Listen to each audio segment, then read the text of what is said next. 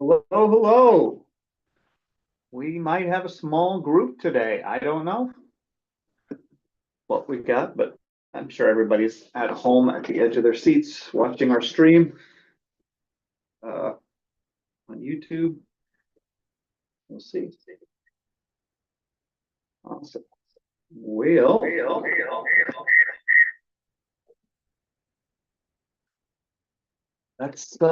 let's just get started. Allison's here. Anybody have anything exciting happen over the weekend? Thing worth mentioning? This is our last parent meeting of the year. Wow, pretty crazy. So, and we end on a bang, I don't know. But let's at least start with some announcements. I'm sure you guys all know you're on it, but uh, got the winter market going on this week. That's really exciting. Um, it's happening in the morning and in the afternoon. So the morning winter market is going to be from 10:30 to 11:30, and the afternoon, does it start at 2:30 or end at 2:30? 2:30 to 3:30. Oh, I got my headphones in. No wonder I can't hear. Hey, is that better? Yeah. All right. So sorry, what was that, TJ? 2:30 to 3:30 in the afternoon. Okay, awesome. 2:30 to 3:30. Wonderful. Um, so winter market, 10:30 to 11:30 in the for the morning cohorts, afternoon cohorts, 2:30 to 3:30. Bring cash. It's actually pretty cool. Each class has been working really hard on some crafts. There's a lot of really good um, items that are going to be sold, and all the money is going to charity. Uh, any of that money going to administrative costs, TJ? All right, had to No, hope. unfortunately not this time.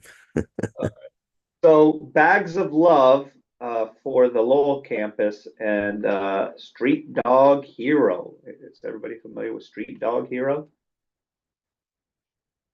Cool. So pretty awesome. Um, what else we've got? Uh, any other announcements that we need to make? Just a reminder that iReady closes on Friday. So if you haven't got a chance to do iReady yet, go ahead and jump in this week. Pull-outs won't be happening this week though, obviously. Pull-outs, if for some reason a student's not able to get done or they don't finish it, then during cohort they'll pull them out to give them an opportunity to finish it. That'll be the week we get back from winter break. It's really, really good. Okay. Well, are there any questions that you all have for us before we jump into some topics here? Appreciate everybody coming. Nothing at all, huh? Okay. Exploration day going well? Good, good. All right. Yep. Just crawling to the finish line at the end of the year. Um, so a couple things that I want to let you know about. Is um, we've been talking a lot about program changes for next year. We are looking at some high school changes. We're looking at some K-8 changes, nothing too drastic at the K-8 level.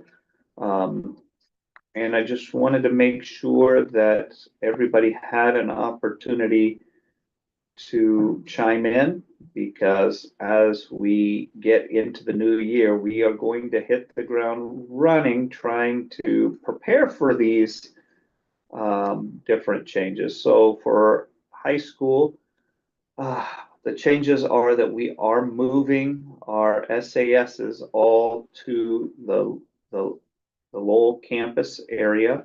We're still going to be delivering high school classes. We're still going to have teachers there teaching the classes, but the grading and all of that is going to be done remotely here at from the Lowell campus, because the majority of our students are here, and that it just makes sense with the way that our program is constructed. That will allow us to expand our high school program here in Lowell, where the demand has been pretty high, while still maintaining the program that we have in Bend. Allison?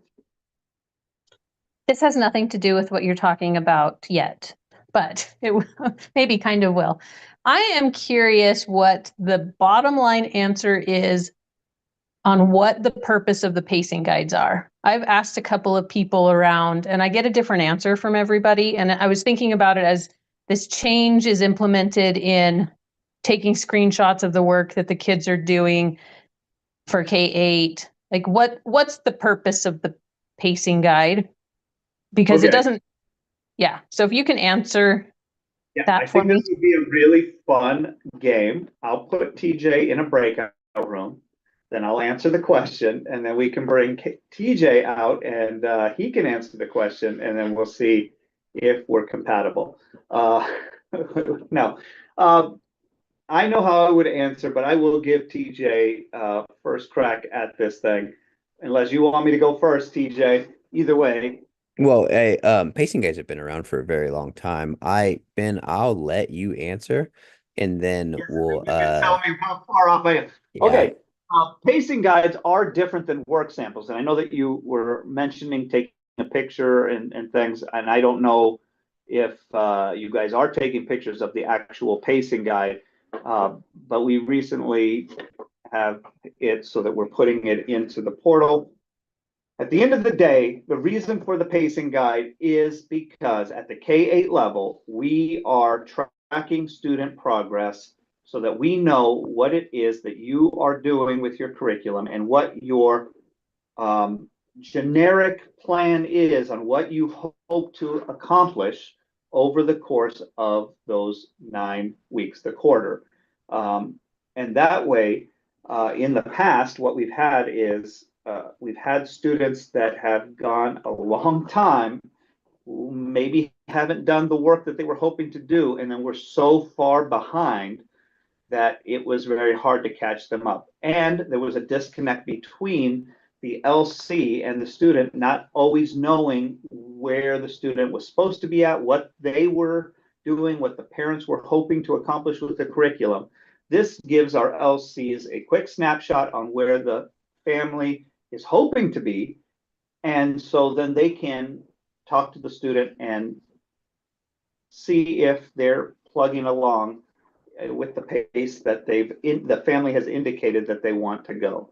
This keeps the student in line, this keeps the LC engaged, and sparks good conversations in one-on-ones, and just assures, not rigidly, but just in general, that families are staying on track. Okay, how did I do? Did I get C plus? Yeah, no, I think that's pretty close. I mean, based on this is a compliance issue. I mean, we are required by the state to track progress of students throughout the course of a year to ensure that they make 1 year's worth of progress. And quarterly pacing guides allow us to see that projected progress and then be able to measure at the end of each quarter if that progress was met.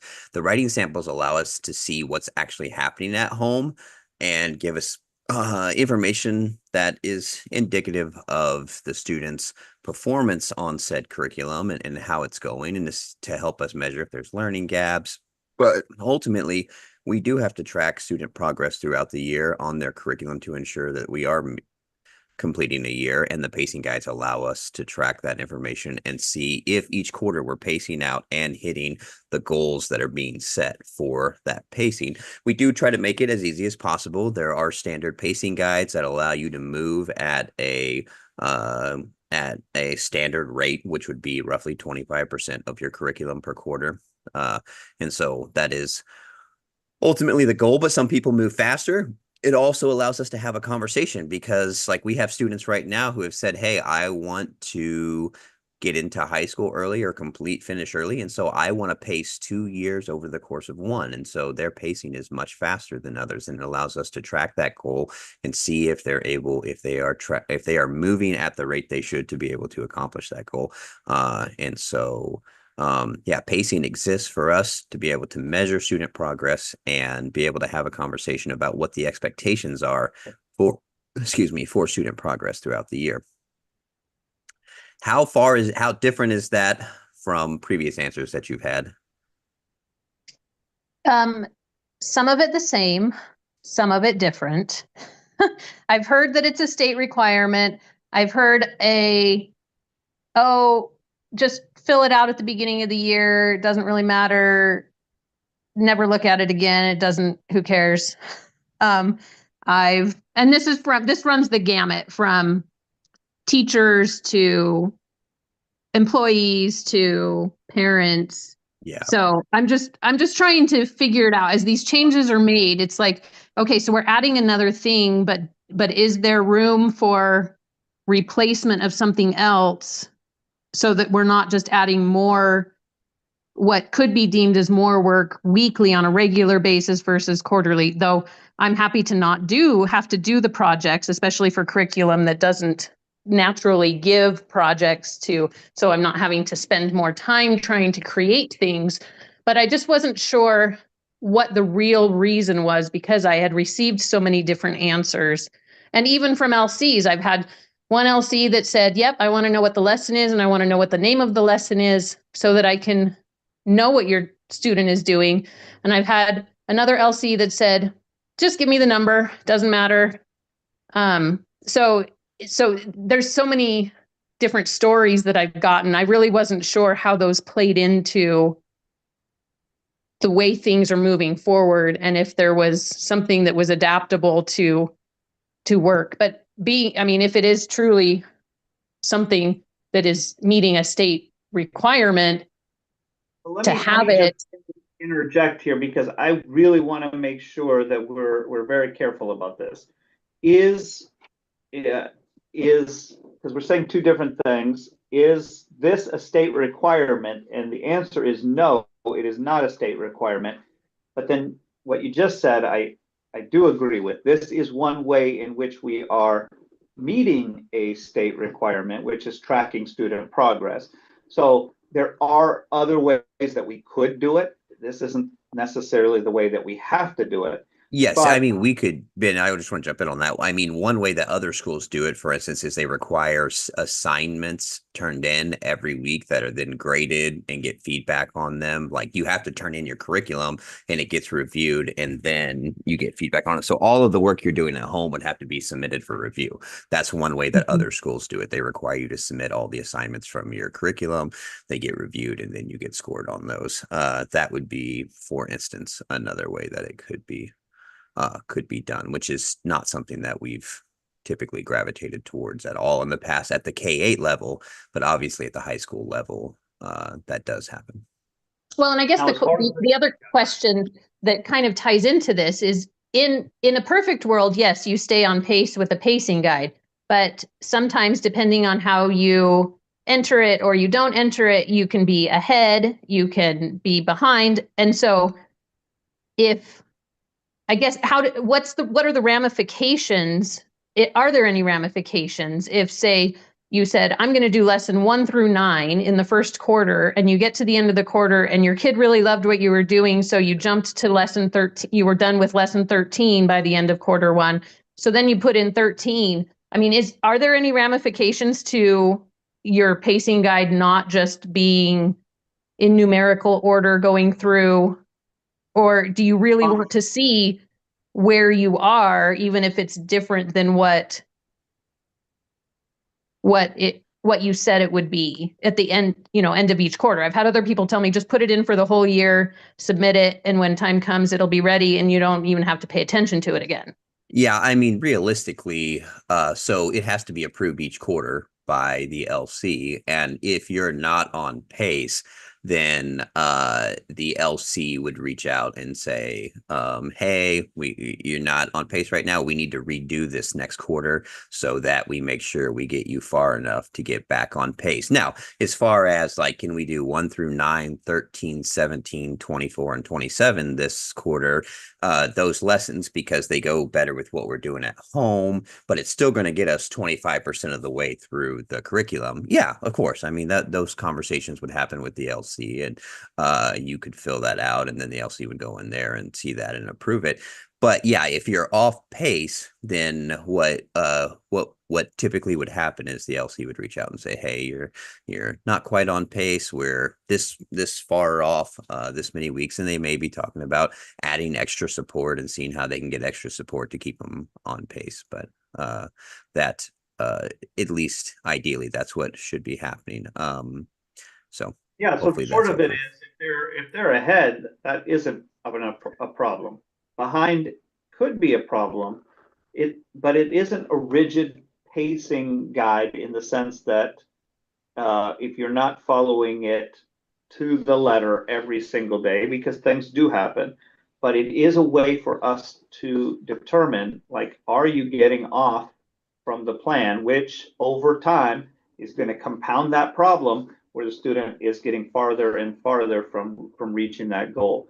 And you may be getting a lot of different explanations from LCs as to the purpose of it, but best case scenario, they are using that as a bridge to partner with you so that they can be engaged with what you hope will happen over the course of 9 weeks, and they can help to ensure and motivate your student to continue on and to keep on track. The reason that we don't have students or families put in a year's worth of progress is because there is flexibility, right?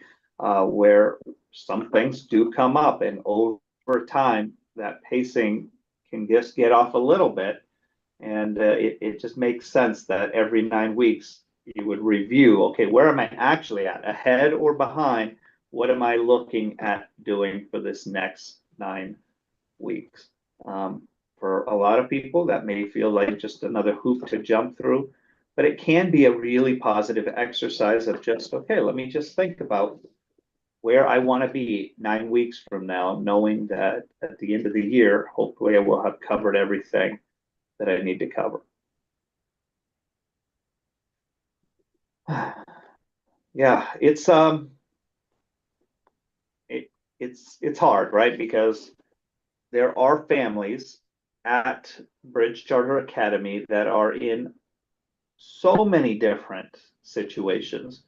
It's the beauty of our program. It's personalized learning. Everybody is doing a different thing. Some families do not need extra help and support. They have a plan and they're following it with fidelity all the way through the year, and they don't miss one day, and it's just perfect. Others, it really is that partnership that is keeping everybody on track. And so to have one standard that we apply across the board that will hit and benefit the most people is really the trick. So for some of you, maybe it isn't as helpful, but the group that we have here is relatively small compared to the wider parent population that we have at Bridge Charter Academy. And so unfortunately, yes, we do have to at some point have some standardization, even if everybody is doing their own plan, just for the sake of the sanity of everybody involved. And I think for right now, what we've been doing has been working fairly well, but we're not opposed to re-looking at what we're doing, which is why next year K-8 is re-looking at the work samples. Are they really hitting everything that we had hoped? Are they the best way to get information? And yeah, they gave us a lot of good information, but I think the plan that they have for next year is going to improve that partnership even more. So I really appreciate the work that the K-8 team is doing, and there's still plenty of time for input so that we can make sure that it is executed well for next year. Yeah, So, and I will say, hopefully, Allison, the goal is, and the belief is that these submissions, these quick submissions of the work, I imagine that at the end of 9 weeks, having done that once a week, it's probably going to end up being a smaller time investment than just those quarterly work samples. We're going through doing the quarterly sample, filling out all the questions, and doing all the work. Or at least comparable. I can't imagine it's going to be much more, and probably will end up being less time, just because the idea really is it's just a quick snapshot of what you're working on for that one subject for that week that can then spark a conversation during one-on-ones, or during the just allowing the LC to reach out if necessary and say, hey, I noticed this thing, and allow them to measure learning gaps, to be a conversation starter, and just give a little more insight into what's happening at home. And like Ben just said, I think ultimately the goal is what best serves that partnership between the families and gives them a really good idea academically of how a student is doing. Yeah, and I don't disagree. I think that I appreciate the idea of the weekly snapshot of what's happening. I just didn't know what the true purpose of the pacing guide was, and if there was a way to incorporate maybe something together, just, it's kind of taking one thing away and kind of adding another thing, but I wasn't sure if there was some duplication in between the pacing guide and the snapshots that could be eliminated in any way, not understanding what the true, like, bottom line purpose of what your view of the pacing guide was, having gotten so many answers from different people, and just curious if the ability was there to streamline something maybe even more. Yeah, no, that makes sense. And I do think having parts of the program that have been around for so long, I mean, I think I'm in my 5th year maybe, and pacing guides were here well before me. And I think sometimes pieces of the program that have been here for years, sometimes they do evolve or nuance. And so I can see where sometimes that feedback is like, well, I remember what they were when we created them 8 years ago. But I really do think that those coupled with, so the pacing guide, allowing families to pace out and have that pacing conversation with the LCs, and then being able to get us just a quick brief snapshot of something that's happening at home really does round out that partnership process. But there's always opportunities for further optimization, and we can continue to look at how we can further optimize the program. yeah, and not to beat a dead horse or to run out the clock, but again, just for everybody, the pacing guides are just giving a high-level snapshot of how you are going to fulfill your curriculum over the course of the year. I'm going to do this much every week in order to get there. We're going to do that in 9-week segments. So 4 times we're going to put it in for the next 9 weeks every quarter. But that doesn't give the LC any idea of how they're doing in their schoolwork. Yes, they may be progressing, but are they struggling with anything? I mean, how are things going? And so those work samples will just give a little bit more information.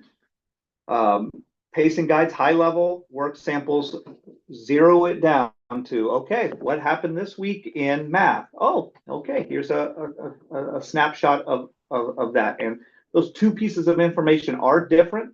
I don't know that we can combine them together, but they both are very helpful.